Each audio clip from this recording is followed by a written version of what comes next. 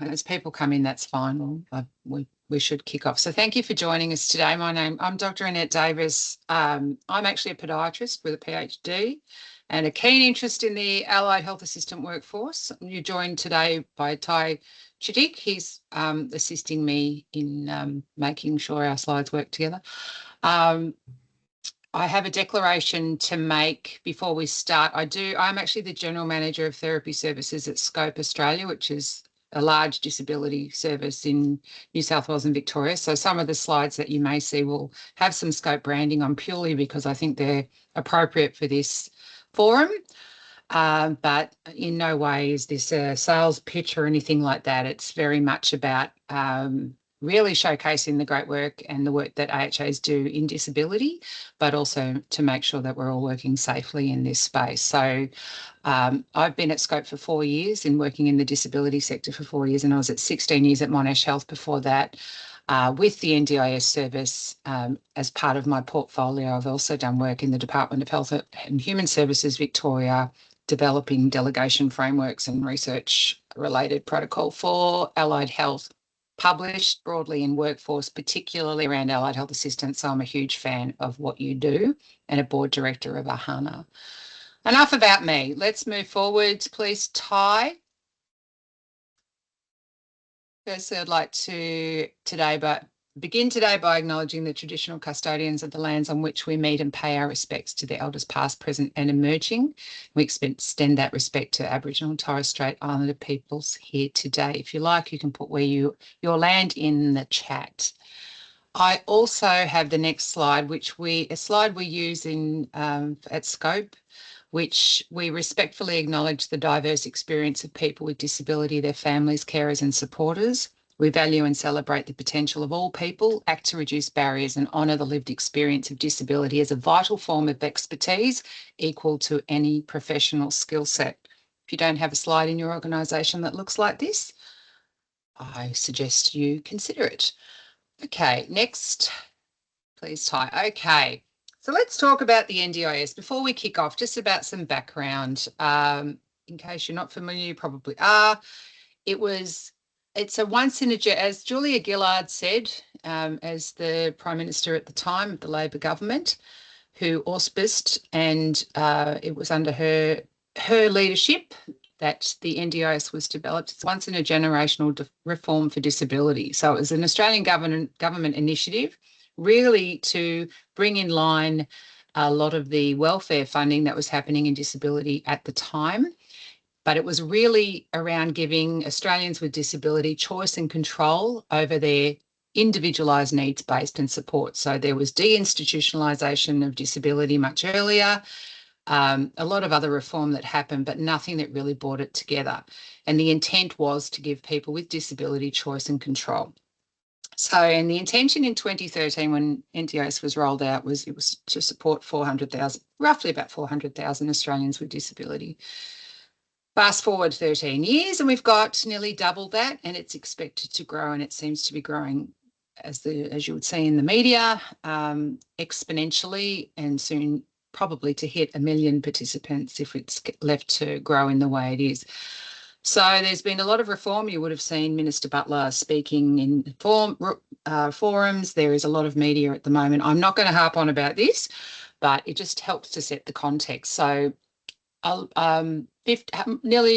over half of the participants on the NDIS are under 18 years old and with a primary diagnosis of autism and intellectual disability. So they do make up the largest portion with that primary diagnosis. They were never meant to, unless they have a significant disability, autism or intellectual disability.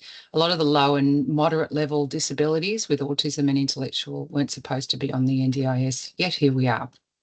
They were supposed to be supported by other foundational supports that never eventuated. Hence, you hear the term oasis in the desert by a lot of families. Anyway, that aside, we know our AHAs work if you're working in disability, you may work in a large organisation, a for-profit or a not-for-profit, or as a sole trader contractor, which was a fairly new space for AHAs to work in when this all came about. Okay, next slide, please, Ty. All right, so participants on the NDIS. The disability is likely to be permanent and substantially, the person with disability has substantially reduced functional capacity. You're going to hear a lot more about functional capacity because the new ICANN diagnosis assessments are going to move away from diagnosis-related disability to functional capacity. So it's more what people can do rather than the disability that they have. So disabilities can be intellectual, cognitive, neurological, sensory, or physical. Okay, next slide, please.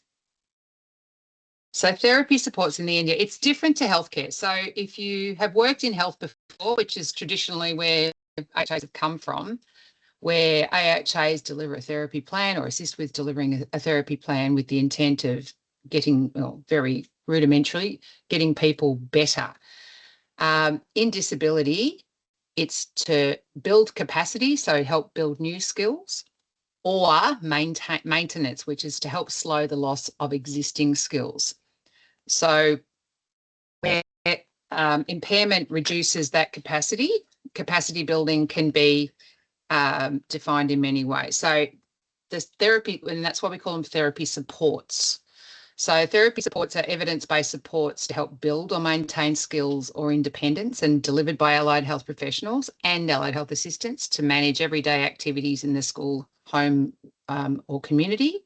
They increase the independence to take part in social and community activities, pursue work and study goals.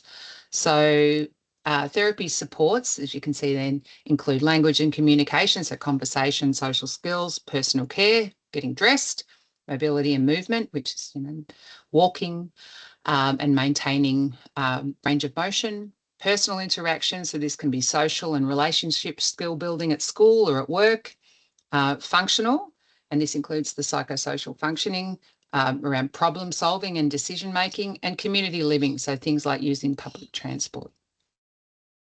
Okay, next slide. So AHAs in the NDIS. AHAs are fantastic in the NDIS because you are a great way, and I've put value for money here, and I know we shouldn't be focusing on that, but it is a huge value for money because it does stretch every dollar without compromising quality. That's certainly how we talk to our participants when we're talking about AHAs in service delivery. So, but improving access to therapy. So with rising demand for therapy services, and there aren't enough allied health professionals, with long wait lists, integrating AHAs to deliver care models help reduce those wait lists, improve responsiveness, ease the pressure of an overstretched system. So it's a win for participants and the broader health workforce to have you delivering service in disability. So you can bridge the gap by increasing the frequency of therapy contact without the cost of the full clinical session. So more consistent engagement for participants, stronger therapeutic relationship, and more opportunities for skill building. This is great because your AHAs are generally the primary person that the participant sees. So there's a lot of trust built, they know who you are, and they know that you will help them with whatever their therapy goals are. And continuity and consistency. So that's another one where built on the therapy success is built on repetition of service. So it's with some clients who only have very limited funding in their plans, this is a great way for better outcomes because of that consistency and the ongoing support. So it's clinician-led, but it's helping the participant achieve their goals. Okay, next slide, please, Ty. So AHAs can deliver one-on-one therapy services to support clients and their families. If you're not familiar with what a key worker is, that's basically the central point of guidance for some clients. So AHAs can, and certainly do, be other central points. So they can almost help navigate clients to assist with what therapies they need, but also what other supports and capability building. You'll often hear therapies delivered in the natural environment. Natural environment, and that's the evidence supports that, is not just home. That can be school, kinder, day programs, and you'll hear supported independent living, or SILS, which is where people with disability live. So all of those places are where our AHAs can work, and you may already do this. Okay, next slide, please, Ty. So what are you doing well, you're probably doing this already, but there's a raft of things. So like we were saying before, support the client's daily routines. And some of that's even helping them in the morning. So children who need to get up, get to school, helping with routines. So making the bed, um, getting dressed, those sorts of things, assisting with mobility. Is the aquatic environment considered a natural environment? Oh, I would suggest it is. It's a great question. Uh, oh, not listed as one. It's more a therapeutic environment, I would suggest. But if you've got someone who works in environment, maybe they're a diver, that would be their natural environment. I think it's contextual. Good question, though. Uh, where did I get to? Assisting with mobility exercises. That's your bread and butter. You'll know what this is. Practicing communication techniques, which is something you do in health around verbalizing and phonology. But this can also be pod books, can be eye gaze machines that help people who have quadriplegia to open door switches. All of those sorts of things are really I find fascinating the way technology is developing, but all things that AHAs can absolutely be doing in this space. Reinforcing behavioural strategies. I heard for a long time, no, AHAs can't work with psychologists or behaviour support practitioners. Well, in my experience, they absolutely can, because AHAs can reinforce those behavioural strategies. And it's not necessarily, it can be behaviours of concern, but it can also be routine-based behaviours as well. So definitely a place for AHAs to work with that, and that is an emerging area. Assist with mealtime training. We certainly the most risk-based reason that people with disability end up in hospital is through choking, and that is with dysphagia, swallowing issues. So certainly my AHAs assist with training our support workers, the frontline people who assist people with disability, how to safely prepare meals, and they do check-ins on them as well. So if you've never been to a mealtime training, it's certainly an experience. You can thicken water, and some people need thickened water in order to swallow effectively and not choke. You can thicken wine and even beer. In this age of choice and control, fantastic. So it is very much an important training that we do. The NDIS have they certainly have training online, but if you can ever get to a practical, it's a great thing to experience, to see how that works. Also, other trainings and groups where there's groups around for children. We do messy play. We do socialisation groups. Great for the children, also for the parents and carers and families, and education and training to clients, families and supports. And this is only going to get bigger now that Thriving Kids is happening, because there's certainly going to be a lot more of that education and training required for families who won't be able to access the NDIS but still have those low-level needs. So there'll be more of that will come to the fore. Did you say the AHAs train the SW social worker or DSW? If it's DSW, the support workers, yes. Yeah, support worker. Sorry, SW in my language is social worker. So support workers, yeah, they do. And it's a great dynamic, because sometimes disability support workers are a bit intimidated by allied health professionals, but certainly not by allied health assistants, because they see a bit more parity and like for like. And I would suggest in some cases even trust. And certainly my AHAs who assist with mealtime training, when they go out to houses to see how things are going in our supported independent living services, they do training under the guidance of our speeches, but they certainly do a lot of the practical elements. Because if you think about mealtime, it's cooking. It's essentially cooking. So how do you prepare the client through their choice of control? And we call them clients in disability. They want a pizza, okay? But their mealtime plan says they need minced moist food. Right. So if they have a pizza, which is crispy, crusty, that's going to be a choking issue. So what we teach our support workers is, okay, let's do our softer version of a pizza. Bread is always a problem in disability, as you probably know, for choking. But if we make something that is moist and looks like it is presented aesthetically in a nice way that looks like a pizza, then with the ingredients of the pizza, essentially, then that helps, gives that client what they want with, in the best way possible to keep them safe. So we teach our support workers to work with our clients and with our team to work out what the safest meals are and the safest way to prepare them. That's one example. Of course, if you may know, if you work in disability, there is dignity of risk. If a client wants to have a crispy pizza and they have dysphagia issues, that means they will choke and potentially cause harm.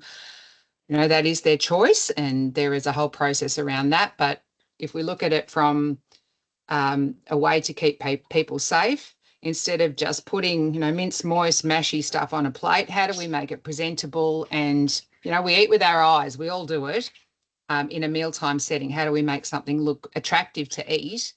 And, it helps to bridge that gap somewhat. So, yes, the very long-winded way of me saying, yes, our AHAs absolutely train our support workers under the guidance of our allied health professionals. So I think it's if you're an AHA working with disability, it's a fascinating space to work in, but there is no doubt in my mind that my therapy team, including the AHA, save people's lives by providing this training to our support workers. So, yeah. Hence why I'm such a big fan of AHAs. No other questions? Right, I will move on. Right, where are we? Okay, so moving into more specific things around supervision delegation, you cannot offer standalone autonomous therapy. You are still, if you work as an AHA in disability, you are still governed by the usual, have to be delegated and supervised by an allied health professional. This is a really great document. I know it's Victorian-based supervision delegation framework for allied health assistants and support workers in disability. If you Google Health Victoria, the Department of Health Victoria under this, it is a Victorian-based document. However, it was developed with a national context in mind. I know this because I might have had something to do with writing it. However, it's a few years old, but the principles are still very much the same, because people do ask me, well, in disability, can a house supervisor delegate to me? They can't delegate anything, but they can certainly work with you and what we call allocate, but there's different levels of accountability. So if you're unsure, have a look at this document. But basically the rules that apply in health still apply in disability. Okay, moving on. All right. So you've said that before, AHAs work either in services, for-profit, not-for-profits, or as sole traders. So the nuts and bolts of how you do this, the allied health professional must complete a therapy assessment and write the plan for the AHA with a clear delegation of tasks and supervision arrangements. They need to know that you are competent and confident to deliver those tasks and what the supervision arrangement is. As an AHA, you implement and progress the client's specific therapy plan. Any changes you make without consent of the allied health professional, a discussion, doesn't mean you can't talk to them and do your usual practice with them. The NDIS are very clear that do not do this, because you may void your professional insurance, but also you will be investigated by the Commission if there is a problem. And I have seen many cases where the Commission has asked us for notes, not for full disclosure, not for an allied health assistant, but certainly around with my professionals, just to cover if someone, they're a very vulnerable population. So they have extra diligence and a massive safe quality and safeguarding commission to look at these things and investigate. So make sure you take good notes, you work very well with your allied health professional, and you understand the guidelines through the NDIS. I cannot stipulate that enough. I have a question, re allied health as a sole trader.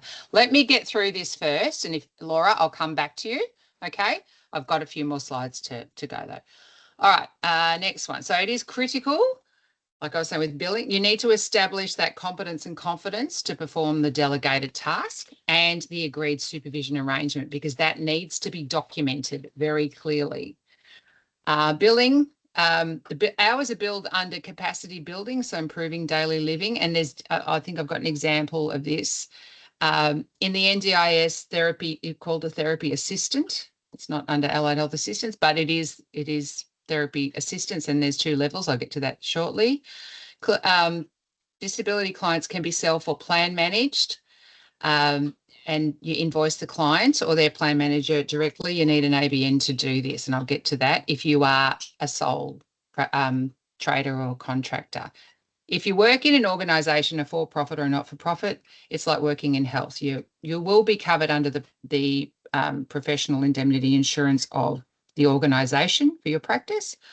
But it is helpful to understand the rules around that. But certainly as a sole trader, you have much more responsibility as an autonomous business.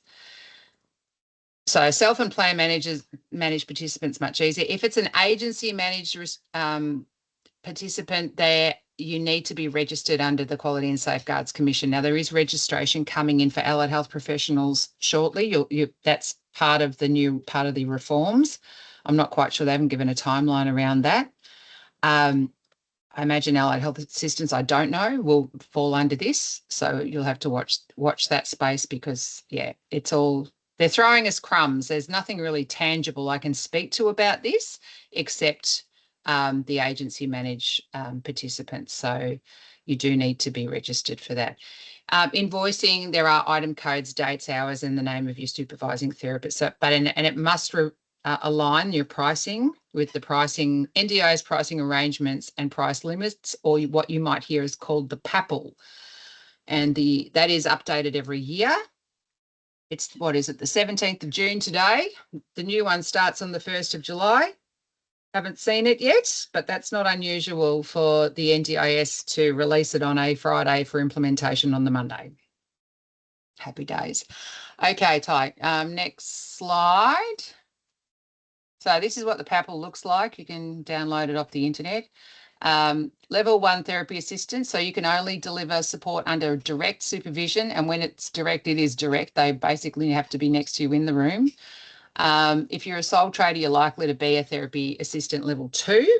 So you deliver supports under the indirect supervision, but says may under their wording, but you will require specific training in the needs of the participants and the therapist before you take responsibility and accountability for delivery of the therapy. As an example, that's what the codes look. If I took out early childhood intervention, AHA of therapy assistant delivery, that's what it looks like. Nationally, that's the rates of delivery. Remote, it falls under the modified Monash model. If you're I'm not going to put all them up, you can have a look. And very remote, basically you need to be working in the Pilbara for that. But yeah, you can certainly have a look and charge as depending on where you are, but you need to understand where you are delivering service in order to be appropriate with the rates. I'll just see what the next slide is, and then I might answer your question, Laura. So one more thing. This is a suggested for if you're a private or sole contracting AHA. Full disclosure that AHANA does not give you business advice about how to develop a business, start a business, and the business arrangements that you are going to need. Please go to business.vic or your local state business, get independent advice on businesses, on how to be a sole trader. But the recommendations, and just suggested, you need to be registered as a sole trader with an ABN if you want to work as a sole trader in disability. Oh, goodness, the slide is right over the words, the picture. Sorry about that. insurance. The recommendation is $20 million, which is what of public liability and professional indemnity insurance, which is what your allied health professionals have. I'll just take that, see what else I've written under there. And it must explicitly cover you to work as a contractor under the NDIS with external therapist guidance. I would be very clear that you need to have this as part of your insurance. And that is critical. Screening checks, you have to have an NDIS worker screening check and working with children check. That is critical. And there's, the Commonwealth government is looking at making that a whole lot easier, but that is absolutely critical. And service agreements with the client, that's the plan, basically the agreement that you have around therapy treatment for the client. I would do that in duplicate or triplicate with your allied health professional and the client so that there is an agreement around that, and it has how many hours of allied health assistant service delivery and how many hours the therapist will supervise your work. So it needs to be very explicit around what this service delivery is going to look like for the client and who is responsible for what. Okay, Laura, do you want to take yourself off mute and ask a question, or have I answered it for you, please? Not really. Like, this information's helpful because like I work in a aged care part-time, and then I'm doing NDIS as a sole trader. Yep. And I went straight into that from study because of the connection I had. But I've always felt a little bit unsure of things. So the thing I was going to ask is, all my clients, I'm contracting through a small OT company. So yep. There's like the overseeing OT and all the rest. But one of their clients, they wanted to have a new OT, but they wanted to keep me on board. So there's like a new OT. I'm still there as an AHA. Is that fine? Like, we're still in communication? Yeah. Absolutely. Yeah. Okay. It would be good to have something written to say that there's a transfer of your delegation. And I haven't done anything like that. Yeah, I would. Okay. The problem with being a sole trader is fantastic, and I think it's a wonderful business opportunity for people who are that way inclined. Great. But you have to be make sure everything written down, everything account, if there is any change, because if anything happens at all and the commission have a look at what you've done, you need to be able to provide proof. Okay. If you don't write it down, it never happened. So whatever it is, and I would always get it countersigned. And it's just, I know it's more paperwork and it's a pain, but that transfer of your delegation from one OT to another, that's all you need. And the participant, they sign it too. Done. It's easy. File it away with the notes that you have for them. So yes. I was asking the new OT if she knew what to do in that situation, and she said no. No. Yeah. You don't want to take any chances with this. Is, like I said, it's a vulnerable population, and they do come down pretty heavy on people if you don't have your checks and balances in place. So would it just be something like the family saying they have like a written thing with the family saying they're happy to have me on board with this new occupational therapist? And absolutely. I'm pretty sure there's like emails back and forth with it all, but I guess something formal is what you're saying. Something formal, yes, something formal that actually says that there was, and look, this happens a lot. This is not unusual, and it 99% of the time it's going to be absolutely fine. But for that 1% of the time, you want to go back and go, no, here's my letter to say that the family wanted to transfer and they're happy. And even if you craft, you have a template ready to go that just says it, because, this probably won't be the last time this happens, because that, in my experience, people love their AHAs, but they do tend to chop and change with their therapist, or the therapist leaves, that's what that can happen. So if you have a template, put one together yourself that has, on this particular, whatever the therapist's name is and their profession, changing from this one to this one, but I will continue to be your AHA and follow the therapy under the delegation, and I'd put words in that, the delegation and supervision of the new therapist.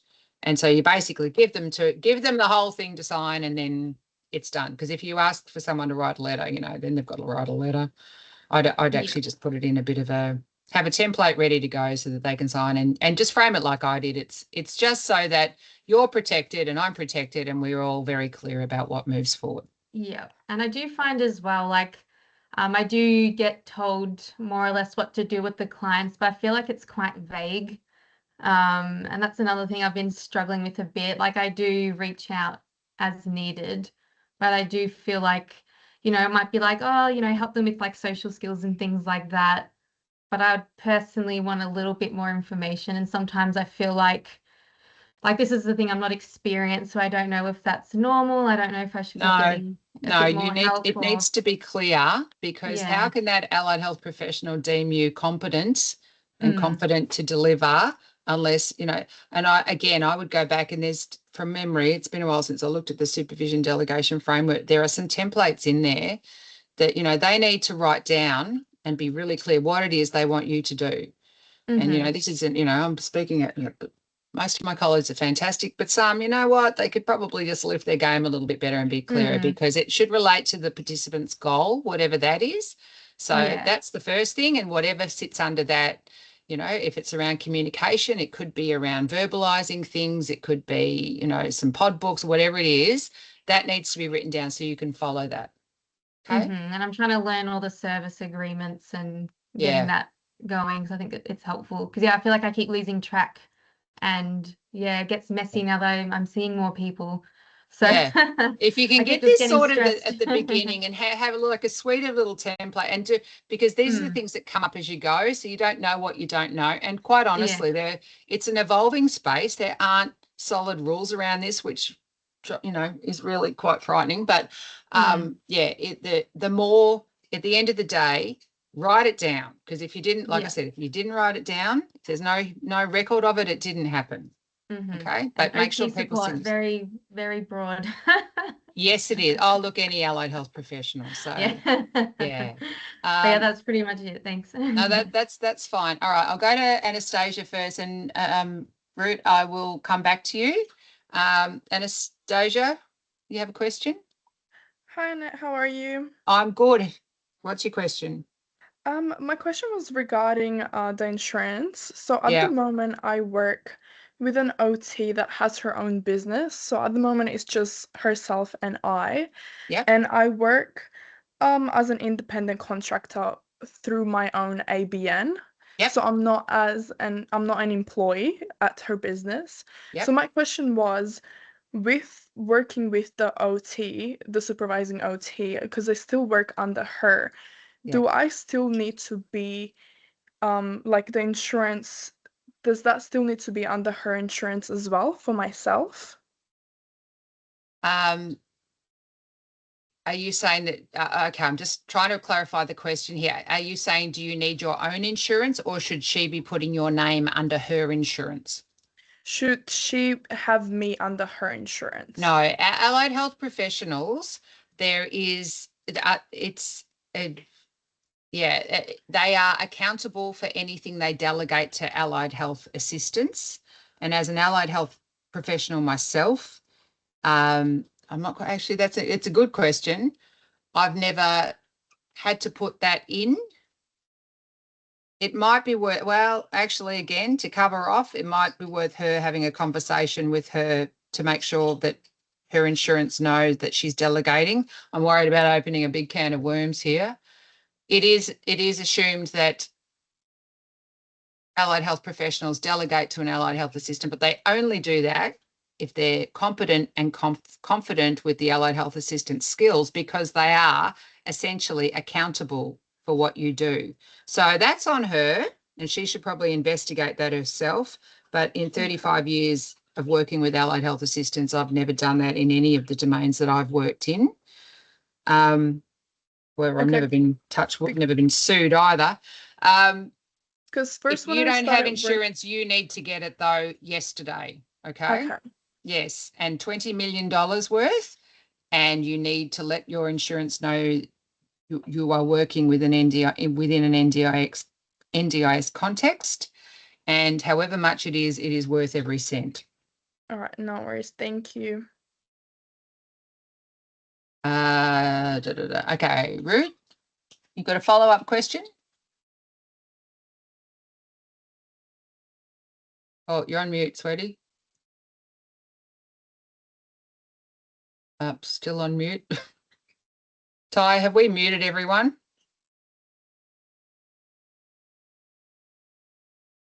Oh, sorry. No, everyone should be able to access their mics. Have another go. Oh, that's weird. Can someone else come off mute just to see if that actually happens? Just say hello to me. Mine's Oh, working. yeah, Laura's fine. Yeah. Oh, do you want to? Are you able to put your question in the chat?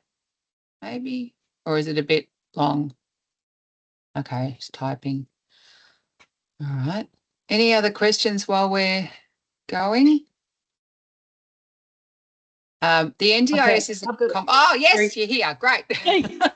Sorry. You can That's see that all I'm not a techie. Just quickly, and similar to Anastasia, but also Laura, I was wondering, up until the end of 24, I was running a swim school and I was offering aquatic therapy to to clients that were referred to me by OTs and physios, and I had a very large clientele. That all changed. I'm not an OT or a physio. Since then, I have had variety of clients, but all children mainly, but also their OTs and physios, a variety of them, not just one, coming to me to see if I can continue doing that work. Now, I'm not sure as an allied health assistant how that is possible because I would not be an independent contractor to one physio or OT. It could be 5 or 6 across a variety of, say, 10 or 12 children. That's okay. You can do that. That's okay? Yeah. So you can work with as a private contractor. You are not bound to one allied health professional. You can work with many. You just need to make sure you have all of those. You know, you need an ABN, you need insurance, you need to, and I think that's good. And just making sure that your insurance knows that you're working in an aquatic environment, because that does obviously have another element of risk. But yeah, you can certainly work with more than one allied health professional, as long as you have they're delegating and supervising you appropriately, and all of the service agreements are in place for that. Yeah. So as OTs or as clients drop off, so to speak, say I want to keep a clientele of 15, as they reduce and the OT and physio leaves my space, can I then sort of advertise to other physio and OTs saying, well, this is what I do. Yes. If I can be useful. Okay. Yes, you can, as long as you, and as much as I trust and love my other allied health professional colleagues, they need to, as an allied health assistant, they can't just handball off to you, as you know, and off you go just to deliver aquatic therapy. They need to be available for supervision. What does that supervision look like? And hours of there needs to be the service agreement for the client that needs to be in place. And if that OT leaves, then that client, if the OT leaves, effectively the client has to leave with them, because you can't continue without, unless there's another, I think in Laura's case, another OT or physio takes their place, then you can continue that. Yes. And realistically, in the aquatic environment, how often, let's say that I'm competent and confident and I'm deemed that, how regularly would they need to be poolside, do you expect, for that supervision? That I'm not a physio. I cannot tell. I'm a podiatrist. That is so far out of my scope. I cannot tell you. Look, there's probably, I would go and have a look under who looks after mostly aquatic stuff, physios, I would imagine. There is whatever the guideline under the physio association says. And that, again, that's going to be a bit different depending on what the level of need is for the client. And whether or not, are they an adult client, their level of disability, are they a child, is there another carer with them? That may change. I couldn't tell. You're probably better qualified than I am actually to know that, because I don't know. I think that was the piece that I needed. The risk assessments are in place, the hydrotherapy is in place, all that stuff around aquatics is in place. It was that I wasn't clear on. Thank you, Annette. As an AHA, as a private contractor, as long as you have all your, if you have your insurances, all your screenings, I think you'd be helping out private practitioners, because you're a valuable asset to expand the therapy services that they may not deliver. They may not want to take you on or whatever, but you know, I think in that context, yeah, and I think there'd be a restriction of trade, almost something around that if you were only with one. Yeah, So, and okay. yeah, if one of What- them says, you know, you can only work for me and you're a sole trader, that's wrong. No, you could, Yeah. you can have as many as you like, really. Yeah. Because what I'm learning just briefly is that some physios, they don't like to be in the water, but people like myself do. You know, so it's a win-win. Yeah, that's a great selling point, I think, for you. So, and that's, you know, your marketing can cover that. Yeah. You know, I think that's a great thing to be able to do. So, yeah. Thank I you. know, it's Thanks, wonderful. If did you have the question about the natural environment being aquatic? Yep. Yeah, I don't It's remember my saying natural. aqua, but look at, you know, we say home, work, community, pools in the community, beach is in the community, you know, all of those things. So, yeah, I would Yeah. argue. But there's so Yeah. much you can be doing. There's motor planning, there's motor, you know, there's Yeah. focus, there's coordination, proprioception. It's all going on in the All pool. of that. Absolutely. And, you know, that tactile, the cognitive load of what's around you and the noise, you know, there's so many, it's so many, but even just water therapy is just wonderful for, I think I'm a big fan for everyone. I was going to say, the reason I bring up natural environment in the beginning is because a lot of people think, and therapists say natural environment, that means the home.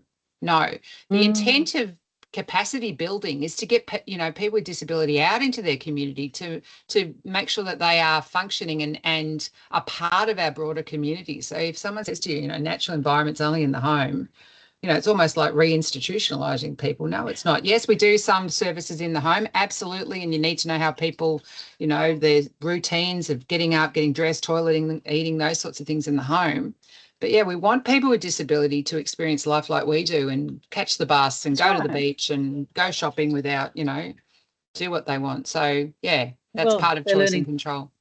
They're learning all those pro-social skills too, aren't they? Yeah, that's right. And that's what AHAs are, you know, there should be many, many more in disability because, yeah, you know, like the physio doesn't want to get in the pool or the, you know, the OT who doesn't want to be wheeling people out. There's so much we could be doing. All right, I'd really love to talk to you outside of this, Annette, because I have an idea. I'm very, very passionate about this. Whereabouts are you? I'm up at Tweed Heads, just under the Queensland border. Gee, I need a reason to go on a nice sunny holiday to get out of cold Melbourne. No, very happy to talk about disability at any time. Very passionate. So, Annette, thank you. All right. Laura, how do we best advertise? Would like to do this in future once confidence is built in this space. Confidence is never going to be built in this space. That's a great question. Yeah, I don't know. And look, I'm a big fan of marketing and communication anyway. I would be looking, I think your social media, your Instas, your Facebook, your LinkedIns, those sorts of places, but also in disability forums. I think, you know, your primary market, it depends. Is it to the professional or is it to the participant? Because you can't do the participant without the professional, obviously. But yeah, there's a bit of that. And we do need to do more marketing to participants about the value of AHAs, because even in the I'm in a not-for-profit, the large one, we still have to, you know, encourage, well, no, we don't. We don't anymore, because I've just mandated that if you come to Scope for Therapy, your AHA will deliver part of your service. So it's actually in our service agreement. So I just made it like that. And people love that. I've never had a problem. But for others who don't, then they have to almost upsell, you know, allied health assistants, you know, they have to do all it. And there's, I think AHANA, can we put that as an action? We might check to see that we have, I know Andy Richardson, our chairperson, has done this, the value proposition for allied health assistants. He has that. He has a great blurb about that. But yeah, I think it's probably for you, it's more around how you market yourself to the professionals. But what I would do in marketing, and again declaring I'm not an expert in this space, but the safety element, because I think professionals at their very core want to make sure that they don't want to stuff it up. So, you know, do you have the appropriate insurance? Are you, you know, what have you done in this space? What are your key areas? Like with Ruth, you know, it's aquatics, and I've done blah, blah, blah, blah, and blah. I've worked with these people. That's what I would, you know, if you're going to do some marketing, show the value in what you've done already. Yeah. And that you work closely and are happy to, and, you know, you've got all your templates and all these other things in place, because it shows that you've really done your homework. That's what I would want to see. Does AHANA have like a template resource for even like things like service supervision? Look, no, but that document, the supervision delegation framework I showed you, that does. It's got templates at the back. I And that know link. because it's got people. Yeah, that link, or just Google Department of Health Victoria Allied Health Assistant. Now, there is one for health and one for disability. Have a look at the disability one. That's got the templates in it, or at least an example of what you could use. Yeah. Okay, Anastasia's got another question. The AHP I work with has told me that she does not want me working with other AHPs due to potential client conflict. Is she allowed to do this? No, that is a restriction of trade, and there is a competition law. I can't quote it off the top of my head because, again, that's not my space, but I knew that's a restriction of trade. If you are, Anastasia, if you are a private contractor, she cannot tell you not to work with others. And it's not a potential client conflict. I think you should ask her what the potential client conflict is, because clients in disability can work with many allied health professionals. They can work with 2 or 3 OTs if they want. Again, that comes down to their choice and control. You are only bound by what she is delegating and supervising you to do as a contractor, unless you've signed something to say otherwise, okay? But really, the contract that you have with a private allied health professional should be around the services that you deliver. There should not be a restriction of trade. I would have a look at Fair Work in your state around or Google restriction of trade under the Australian Business Commission, or whatever they're called, and have a look at that, because no, that's not. She has even written in the contract that if I work with someone else, I have to tell her, and she does not want me to work. Oh, depends if you've signed it or not, I guess. If you have, then you're probably bound, although I don't know how enforceable that would be. Again, not a lawyer, not a business person, but no, that's a restriction of trade if you haven't signed it. And really the only contracts you need to be signing are with the service agreements, because you are essentially providing service with them. And I think that is a restriction of trade, I'm fairly sure. Otherwise, you may as well be employed by her. So, yeah, I'd follow that up with, I'd get some independent potential legal advice on that. Even if you have signed it, it may not be enforceable. I did approach one provider of OT and physios to work as an AHA, and they would only pay me $40 an hour. Oh, well, okay. This doesn't seem right. That's another question, because if you're a private contractor, you can work, you are bound by the NDIS PAPL price guide. If you're employed by an allied health company, I think that's negotiable, that you'd have to negotiate that. I don't know. You're not bound by an EBA. You might want to get some advice from Fair Work on that. When in doubt, go to the peak bodies in your state. Okay. If it doesn't feel right, check it out, would be my advice. So I just had a quick question. What is fair pay when you're working through your own ABN with an allied health professional? Just like Ruth said, the OT that I currently work with, she does only pay me $40 an hour, although I work as a grade 2 allied health assistant, and she only pays me half of my hourly rate for travel. So is it fair that she's keeping that extra money for herself as well as the traveling when she's not doing the travel, and I'm the one that's doing the traveling? Who am I speaking to? It's Anastasia. Oh, Anastasia. Okay. Are you employed by her, or are you a private contractor? Private. So I work through my own ABN. I'm not an employee there. Have you signed? Is this the thing you signed to work with her? Yes. Again, I think you'd have to go and get some advice on that. But as a private contractor, yeah, the arrangement really, because it's interesting that you have a contract with her, even though you're a private contractor, because as a private contractor, you provide service through the service agreement with the participant. Otherwise, if she's going to do, and there are rates that are allocated to that as a therapy assistant. So yeah, that sounds a bit messy to me, because if you've signed a contract and she's paying you $40 an hour, even though you're a private contractor, that doesn't sound right to me. That sounds like you should be getting the NDIS rate if you're a private contractor, because your service agreement is with the participant and to provide service with her to the participant. So really the only thing in the contract should be that she allocates or delegates and supervises you, nothing else. She can't determine the price rate if you're I wouldn't have thought so, if you're a sole trader. Okay. I think you need some advice on that, because that doesn't sound right to me. Yeah, would it be best to speak to Fair Work about Yes. this? Yes, absolutely. Okay. When in doubt, Fair Work is your independent body for advice, unless you want to seek some legal advice. But I would always start at Fair Work, because you sort of have a better idea of whether it's worth pursuing a legal approach, and also they may be able to help you with some language around what to use to go back to the professional to if there is a problem, or they potentially may investigate them. Okay, sounds good. Thank you. Yeah. Oh goodness. Okay. This is Laura, for me, I get 70% of level.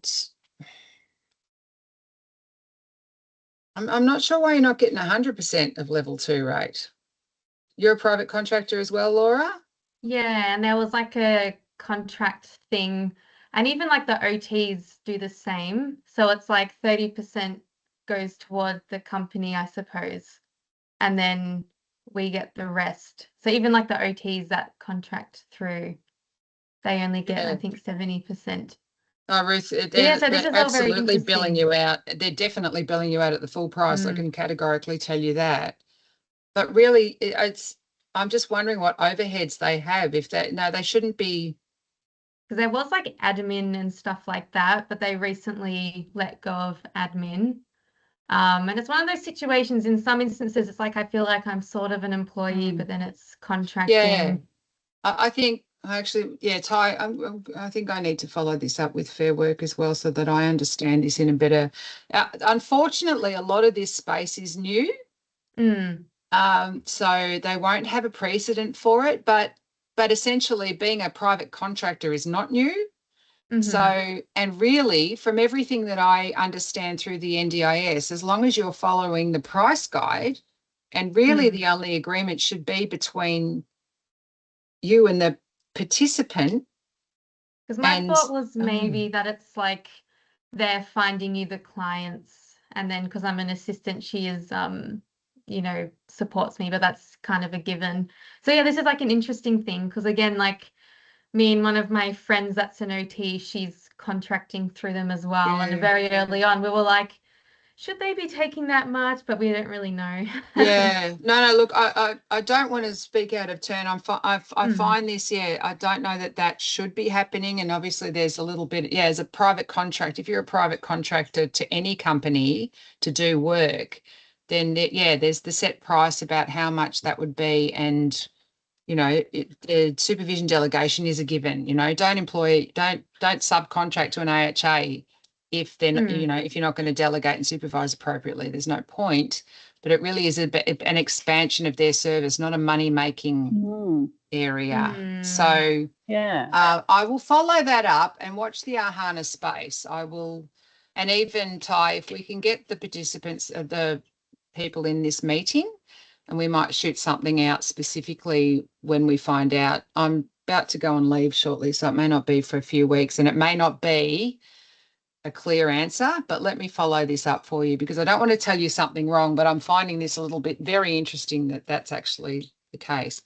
I'm mindful we've only got 3 minutes and I've got a 2 o'clock meeting, but that's, and a couple more slides, but that's okay. Ruth, did you have another question? It's extra okay. report writing time? I wouldn't have thought so, because you'd have to write something and then they could just cut and paste that. No, I wouldn't have thought so. Yeah. That's right. No, go ahead. You're short of time. I get it. Yeah. So guide to working in the end as an allied health provider. Now, this is for professionals and allied health assistants. If you haven't already visited the NDIS, have a look.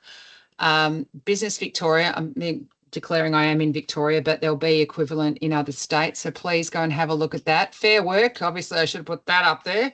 And AHANA, if you're not, well, I'm assuming you're all members, and it's a great space to work in, because there's people like myself who are very passionate, work in different areas across the care economy, who are going to be delivering these things. I'll do another one if you'd like.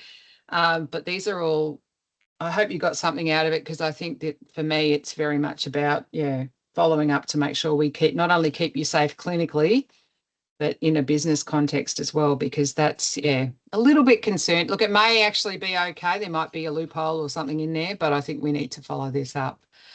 Not sure what my last slide is, Ty. Oh, yeah. I forgot. Is it just the question slide? Or is Oh, that one it? sec. Sorry, Annette. I think Ruth had a question. Oh. I think she might be typing. Can we email you at all? Yes, you can. Yeah, actually, no, I wouldn't mind that, particularly from this group, because you've had some great questions. I'll put my email, my actual work email, in the chat, because I think that would be, I'm not, if I'm going to respond, it'll usually be on a Friday.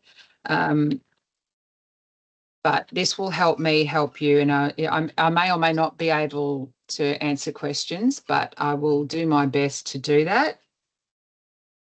Because now I'm very, there's some protectionism for your workforce as well. Don't want you exploited, but also I think if AHANA can assist in any way to make sure that that doesn't happen. Thanks for attending today. Sorry, I'm going to have to go. Great questions. And would you like me to do another one at some stage? Thank you. Yeah, I enjoyed it. It was good. Yeah, and like we can do some, there's a great opportunity for my team to do some keyword sign and some other things. But anyway, thank you so much for your attendance. Thanks, Ty, for your assistance. That was great. Have a great day, everyone. Thanks, Thank guys. you. Thank you.